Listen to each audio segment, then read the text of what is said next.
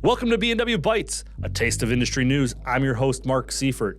In today's 5 in 5, we talk to Doug Strempick about password protection, cybersecurity, and how to keep your SCADA system safe.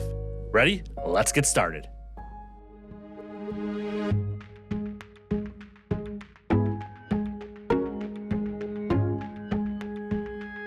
Doug, thanks for coming down for our 5 in 5. Tell me a little bit about yourself and how did you get involved in cybersecurity? Hey, Mark, thanks for having me today. I'd say I got involved in cybersecurity because I've always had a passion for IT. I think the two and two just go together. It's somewhat, if you're in IT, you're in cybersecurity. I've had 15 years of municipal experience working in IT and working in various departments in the municipality. And then I've had 5 years here now at Baxter & Woodman Concentric. Awesome. So why is talking about cybersecurity so important? Why are we talking about it? What's happening? I think we're talking about it, Mark, because we're seeing it in the news so much. I mean, we're seeing it in our own personal lives, but we're also seeing it kind of stream down into our professions. We're seeing it specifically for us, we're seeing it in water and wastewater treatment plants. We're hearing stories about municipalities and different organizations getting hacked. You see that in the news. Maybe like pumps are being turned on, a monitor is being controlled. Things are going on in somebody's system, and maybe they're not sure of what it is, if it's even an attack, or if it's just something going on in their system. So I think you're hearing about it more and more because I don't want to say people are paranoid, but you start to see like anomalies in your system and you start to get worried, like, am I being attacked? Because you are hearing about all this stuff that's happening in the news. So US EPA has the American Water Infrastructure Act and risk and resiliencies with cybersecurity. DHS, Department of Homeland Security, has talked about Homeland Security. Recently, the US EPA has put out a statistic that a number of water systems are not being protected how they should. How are these regulations changing how technology is impacting utilities? I think the regulations are changing the utility only because it's forcing the utility to harden their systems more and to put in like more defense. You hear this cyber term like depth and defense. And then the one, I was just reading a book lately and it talked about like a piece of cheese with holes in it. Yeah. And stuff can get through that and you want multiple walls or multiple pieces to help block things from getting through. So from the cyber side and the water side, as the system gets more complex, the operator, in this case, in the water environment, still needs to do his same job. But he also has this complex system behind him. So his role's changing a little bit now, too. How can a system, a municipality, a utility improve their defense?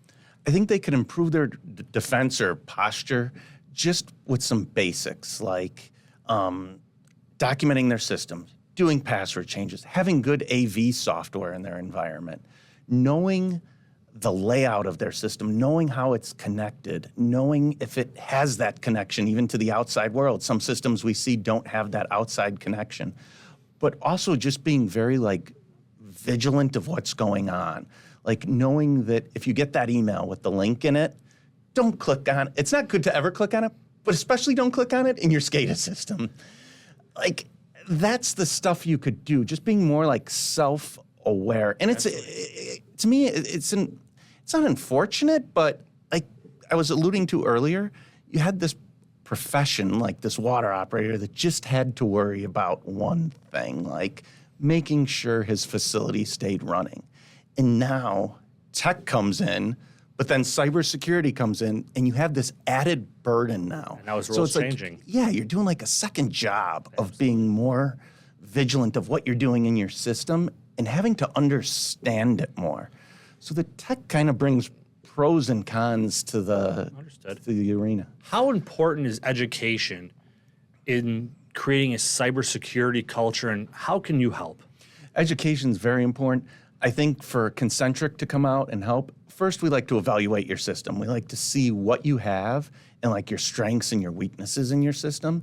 And then from there, we could kind of start to build upon and see what you're doing. We walk into many different systems, and they're not always doing the same thing. Like the infrastructure is different. Maybe not getting too technical, but the way the network's laid out is a little bit different.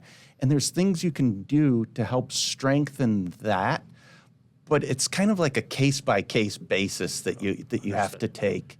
You could kind of see how the operator's functioning, what they're doing, and that's one of the great things too, like about Concentric, we have like 3 divisions. We have the design, the automation, and the IT group. So a lot of times we hear cybersecurity and everybody thinks IT right away. There's also like that cybersecurity component to the OT, the automation side, right. The pumps, the panels. It's just not a panel anymore or a pump. It's a pump with an Ethernet port on it.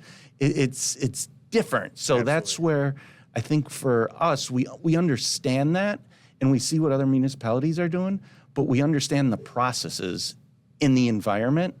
And with our 3 groups, we could help the operator or help the organization improve their posture and hopefully make the operator's job easier. Thanks for coming down for our 5 in 5, Doug. If you like this conversation with Doug Strempik, check out B&W Insights wherever you get your podcasts. For our team here at Baxter & Woodman, what's next?